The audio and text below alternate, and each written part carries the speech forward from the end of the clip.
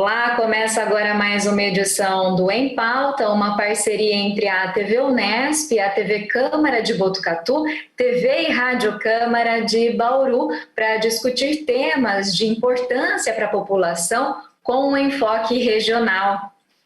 Nesta edição, nós vamos abordar os impactos da pandemia do novo coronavírus no processo de ensino e aprendizagem de crianças e adolescentes.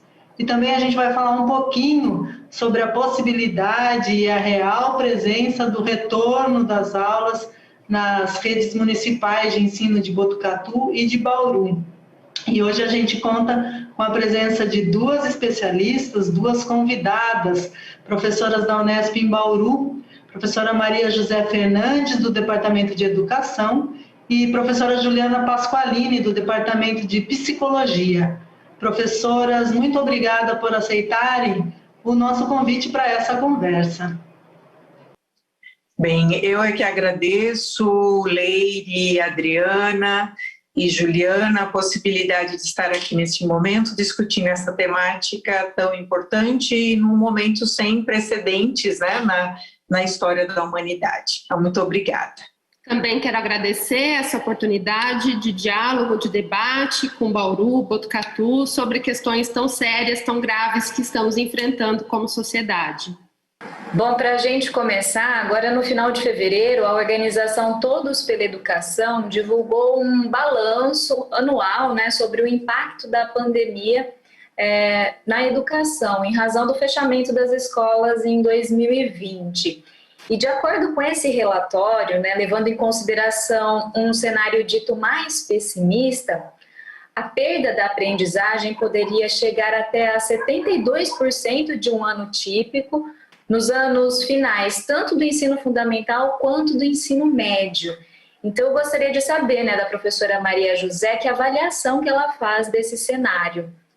Bem, este momento, né, é um momento que, empiricamente, nós já sabemos que haverá prejuízo para a aprendizagem, assim como nós estamos tendo prejuízo para todas as demais áreas da sociedade, né?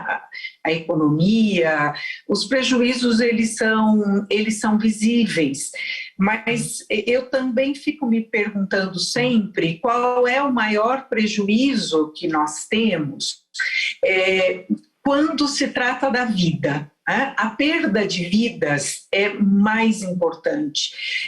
Por maiores que sejam as dificuldades em relação ao ensino e aprendizagem, há sempre a possibilidade de se recuperar algo à frente. As vidas não. Então, o relatório, ele é um relatório de uma instituição que tem uma grande preocupação e uma ligação grande também com o próprio setor financeiro, né, que é o Todos pela Educação. Então, eles se preocupam muito com a questão, por exemplo, da própria métrica, né, de estabelecer um percentual. Em relação à aprendizagem, até no cenário comum é muito difícil a gente quantificar, né, qual o percentual de aprendizagem de um aluno, né, quiçá nesse cenário que é o cenário aí da pandemia, porque a gente não tem, né, como fazer comparação com momentos anteriores, né? É um momento extremamente atípico, né? E a gente também tem que levar em conta, que é uma coisa que me chama a atenção, né, no relatório, que boa parte das pesquisas citadas são pesquisas que não foram realizadas no Brasil. E isso traz um dificultador, porque pensar a escola brasileira é muito diferente de você pensar uma pesquisa feita sobre aprendizagem, por exemplo, no Canadá, no Japão, né, e em qualquer outro país da Europa. Então, acho que é um momento que a gente ainda não tem condições, né, de pensar em percentuais de perda, mas que seguramente nós podemos dizer que tivemos perdas, né, em relação às possibilidades de aprendizagem em todas as modalidades, mesmo a gente não tendo uma paralisação das escolas, porque o que nós tivemos foi a suspensão das atividades presenciais, mas não das atividades de trabalho feito pelas escolas. Professora Juliana, a professora Maria José fez essa avaliação mais do ponto de vista do processo mesmo de ensino-aprendizagem, né, de conteúdos, dessa sistemática que de uma forma ou de outra, como ela bem frisou, acabou chegando, ainda que de forma incompleta ou não sendo apreendida de forma completa pelos alunos, acabou chegando a crianças e adolescentes, né, em idade escolar. E do ponto de vista psicológico, que impactos esse distanciamento que houve o ano passado, por conta da pandemia, ele pode ter impactado? E aí eu pergunto, é a mesma forma para quem está mais lá no final, nos anos, né, de ensino médio ou no final do fundamental, e para os que estão começando a vida escolar? Oi, Adriana. Bom, eu de início quero declarar que eu tenho pleno acordo com a avaliação que a professora Maria José faz dessa questão, né? Acho que é evidente que são imensos os prejuízos, né, de termos de interromper o funcionamento presencial das escolas ao longo de todo o ano de 2020, e acho que também não embora seja difícil a gente quantificar, acho que algo que a gente pode afirmar com segurança é que os impactos eles vão ser específicos para cada faixa etária, né? Então, para cada idade do desenvolvimento da criança, a escola representa um espaço de desenvolvimento que traz uma contribuição específica, né? Então, claro que, quer dizer, a falta do convívio da comunidade escolar e do próprio encontro educativo que ocorre na escola não é a mesma para o adolescente, né, para a criança em fins da idade escolar, para a criança pré-escolar, né? Então, é evidente que são diferentes as dimensões do desenvolvimento que isso vai impactar. Eu acho que alguns períodos são especialmente delicados, né? As crianças em início de alfabetização, a gente pode considerar que tem algo bastante desafiador ali, né? Quer dizer, as professoras alfabetizadoras lidaram com um desafio especialmente difícil no ano de 2020 e buscaram, né, estratégias inúmeras para tentar suprir essa falta. E evidentemente que não foi possível suprir essa falta, né? Nada substitui o ensino presencial, o estar na escola, o estar com a comunidade escolar, que a escola ensina, a escola forma o sujeito, né? Ela forma o sujeito tanto no âmbito da aprendizagem de conteúdos cognitivos, mas ela forma atitudes, ela forma sociabilidade, ela forma a personalidade das crianças. Então é evidente que tem esse impacto. Agora, esse argumento em si, ele não nos leva a uma decisão diretamente, né? Então, por que houve prejuízo à aprendizagem? Como a Maria José bem lembrou, assim como houve prejuízo para todas as esferas da vida social, então é preciso retomar as aulas presenciais urgentemente? É certo que fechar as escolas, ou melhor, interromper o funcionamento presencial é uma medida drástica. E nós precisamos dela, mas nós precisaríamos de uma série de outras medidas que não foram tomadas ao longo do ano de 2020 e fizeram se arrastar esse fechamento, né, presencial das escolas. Então, é sempre preciso pensar esse argumento do prejuízo numa análise de conjunto, numa análise das diversas medidas que compõem o enfrentamento à pandemia pela sociedade e as estratégias e as prioridades do momento. Entendo que nesse momento nossa prioridade urgente é interromper a circulação do vírus. Agora a gente tem a pergunta, né, a primeira participação do jornalista André Godinho, da TV Câmara de Bauru, que enviou a participação dele, uma gravação em vídeo. Então vamos acompanhar. Olá para as colegas da TV Unesp, também da TV Câmara de Botucatu, as professoras Juliana e Maria José, obrigado pela oportunidade da gente debater esse assunto tão importante aqui com a população. E para começar, eu gostaria de lembrar do compartilhamento da educação, né? Antigamente, nos tempos normais, o compartilhamento era mais a escola com as crianças, passando mais tempo, né? Até aquela discussão, né? A educação a gente dá em casa, a escola é um complemento, mas, na verdade, as crianças passavam mais tempo na escola, muitas em período integral. Hoje isso se inverteu totalmente com a pandemia.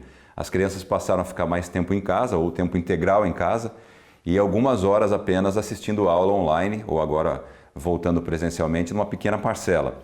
Mas como é que é esse compartilhamento familiar da educação com a escola e a família? Gostaria de perguntar para a professora Maria José como é que ela avalia essa situação, essa inversão, as crianças mais tempo com os pais, de que forma os pais podem auxiliar ou têm que agir para que as crianças possam absorver a maior parte do conteúdo, né, para o resto da vida. Bem, André, a sua pergunta, ela refere-se a um dos maiores desafios que nós temos enfrentado neste momento, né? Tanto as famílias como os professores, que é como a gente pode manter as crianças em casa e as crianças aprendendo, né? Eu penso que este contexto, ele tem indicado a todos nós, né, mais do que nunca, qual é a importância da escola, né? A importância da escola como um espaço de transmissão, de apropriação do conhecimento, né? Um espaço que historicamente foi sendo organizado e se constituindo com essa finalidade, né? Então, quando a gente vê algumas discussões, por exemplo, as crianças precisam retornar porque elas não podem ficar na rua, elas não têm com quem ficar, a gente tem N discussões, né, que aparecem nesse momento. E a mim parece assim ser bem triste quando nós colocamos essa discussão sobre a necessidade do retorno nessas questões relativas à assistência à criança e não necessariamente ao papel que a escola tem que ter na formação do sujeito, que é o papel de transmissão do conhecimento. Então, a gente tem vivido, né, em relação a isso, eu penso que um desafio muito grande. E a escola, obviamente que é um lugar onde nós temos um trabalho planejado, um trabalho no qual os professores se utilizam de técnicas específicas, né? Ensinar não é uma atividade qualquer. Então, agora, ensinar usando, por exemplo, a tecnologia é algo que os professores não estavam habituados a fazer. Tá? Assim como as famílias também não estavam habituadas a fazer esse acompanhamento por meio do trabalho organizado dessa maneira. Então, acho que tem exigido muito de todos nós. A gente também tem que pensar que isso expõe um problema muito sério que nós temos na sociedade brasileira, que é a própria desigualdade, porque como, por exemplo, fazer o acompanhamento e o auxílio quando a gente tem famílias que, por exemplo, não têm o acesso ideal à tecnologia, não tem o próprio recurso tecnológico, né? Tem um celular, mas às vezes o celular ele é insuficiente para que o aluno consiga assistir às aulas, ou é um celular sendo dividido por várias pessoas. Então, acho que é um momento difícil, mas é um momento também que eu concordo com a professora Juliana quando ela disse: nós tivemos durante 2020 um tempo necessário para as pessoas, para as redes de ensino se prepararem. Porque, vejam, é mais do que importante que todos tenham a democratização desse acesso, que eles tenham um acesso melhor. Nós tivemos sobra, por exemplo, de recurso no Ministério da Educação, no momento em que o acesso à tecnologia educacional poderia ter sido ampliada, né? Então, acho que a gente tem, assim, muito ainda a ser feito, para além de se pensar na melhoria, por exemplo, da parceria entre escola e comunidade. Professora Juliana, a professora Maria José estava falando a respeito da tecnologia e inclusive das desigualdades do próprio país, né, que a gente sabe que existem, né, nessa área também, mas isso também puxa para uma outra questão, que é a exposição das crianças, sobretudo as bem pequenas. A gente sabe que no dia a dia muitas famílias já têm o hábito de deixar as crianças em contato com o celular ou com joguinhos, mas agora foi uma demanda que veio da própria educação, né? E as crianças todas, mas sobretudo as bem pequenas, foram expostas a mais tempo e com algumas responsabilidades também diante das telas e na tecnologia, lidar com isso também. Como é que a gente, como família, né, ou como educador que está próximo dessa criança, consegue ajudar e olhar para essa questão, tanto agora, no momento de pandemia, como no pós-pandemia, né? Que impactos que essa nova realidade pode trazer para o psicológico e emocional dessas crianças?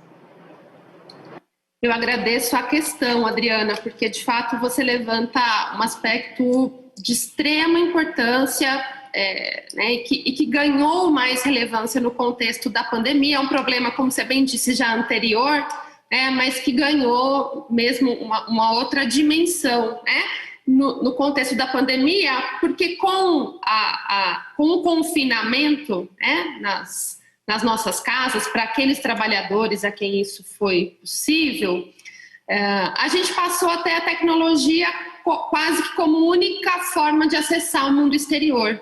Então, quem entrou no trabalho remoto, as crianças na atividade escolar, a gente passou a depender enormemente dos meios tecnológicos para a comunicação social, porque o distanciamento físico se tornou uma realidade. Quando a gente tem que pensar isso para a infância, eu acho que tem uma dimensão, antes de qualquer coisa, para a gente pensar em termos de saúde. A gente precisa ouvir as orientações dos estudiosos do campo da saúde, o que eles nos revelam sobre essa exposição excessiva das crianças à tela. As orientações costumam aparecer, para a gente dizendo que uma criança de 2 a 5 anos de idade não deveria exceder 1 hora de exposição à tela por dia. Nós precisamos lembrar que a criança nessa fase, quer dizer, os seus sistemas cerebrais, os seus circuitos, eles estão em formação.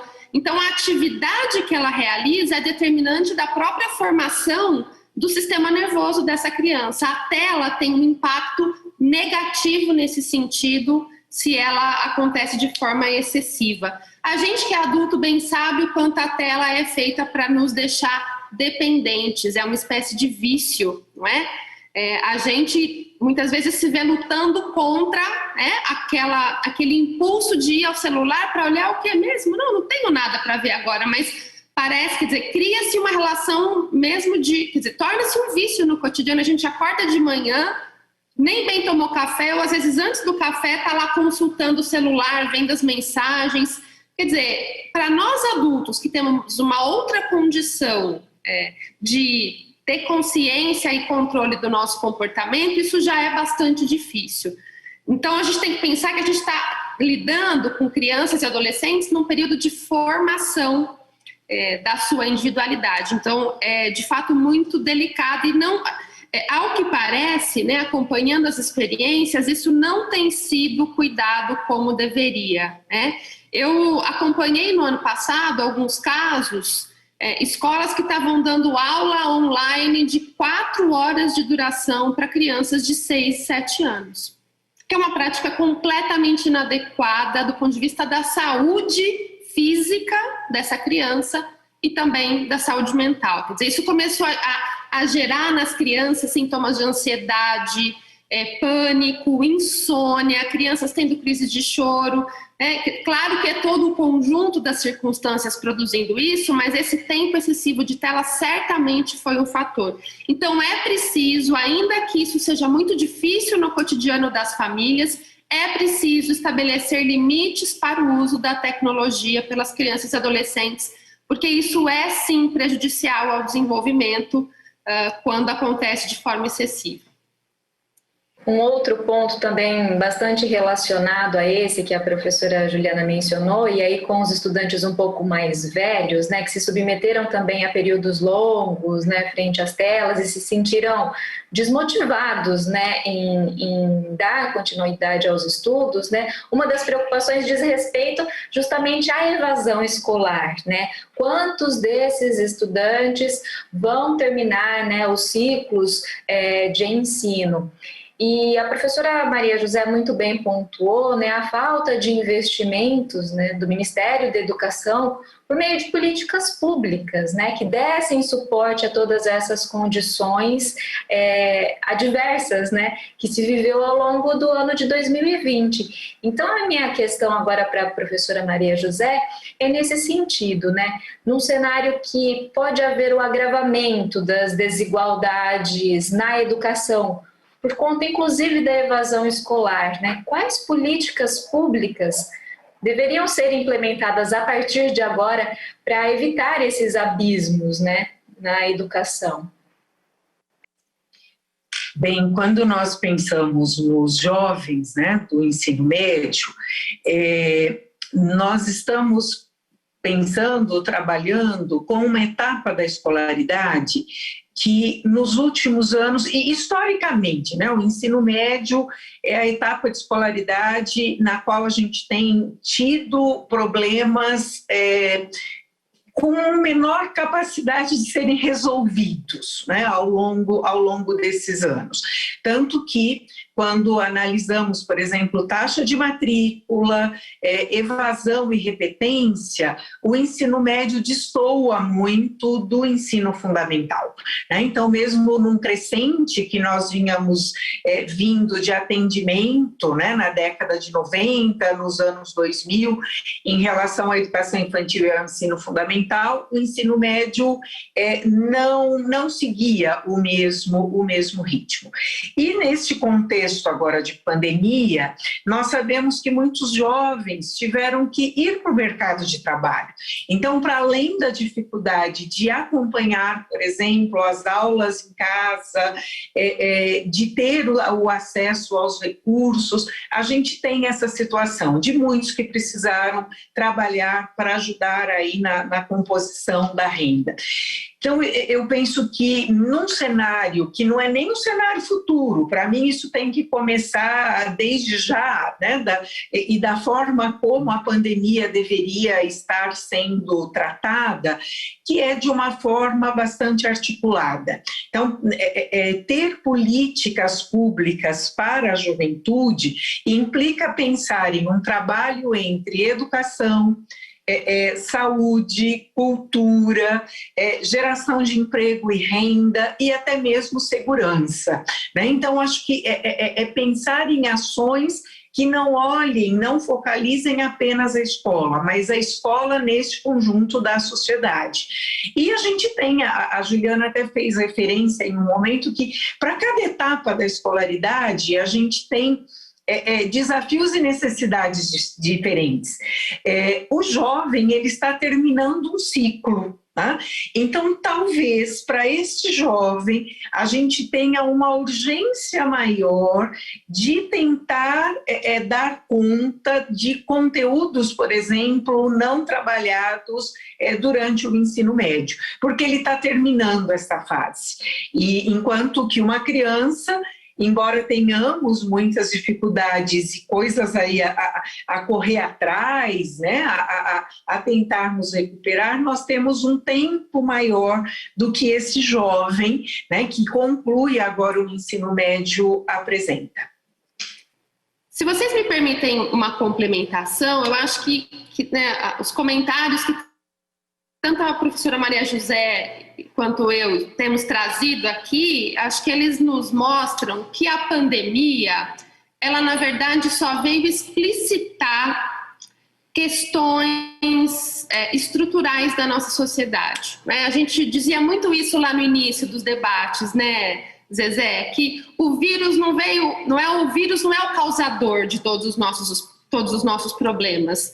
A grande questão é como é que nós estamos lidando com o aparecimento desse vírus como sociedade. Então, essa é uma sociedade que não dá prioridade para a infância, que não cuida da sua juventude, que não cuida dos seus trabalhadores. E essa forma de organização social, numa situação crítica como essa da crise sanitária, ela fica absolutamente explícita, né? Então, acho que é importante a gente ter essa clareza. Não se trata de uma questão que a pandemia criou, né? O desenrolar da pandemia no nosso país já é revelador do nosso modo de funcionar, extremamente desigual, injusto, né? Que marca a nossa história como país mesmo, né? A nossa história brasileira, lamentavelmente. E aí volta no que vocês já falaram lá no começo, né, do nosso bloco, nessa questão de que perdemos todos e agora temos que buscar um esforço coletivo de olhar para todas essas esferas, para todas as naturezas das perdas e tentar fazer o acolhimento por meio de políticas públicas, de ações individuais, de ações coletivas, aí também entrando todas as esferas de poder e de decisão da nossa sociedade, né? A gente vai ter que fazer agora um pequeno intervalo, a gente está terminando o primeiro bloco do nosso programa, mas não sai daí não, a gente já volta e na volta a gente vai falar um pouquinho sobre as perspectivas e o retorno das aulas presenciais na rede municipal de educação, tanto de Bauru como de Botucatu. É rapidinho, já já.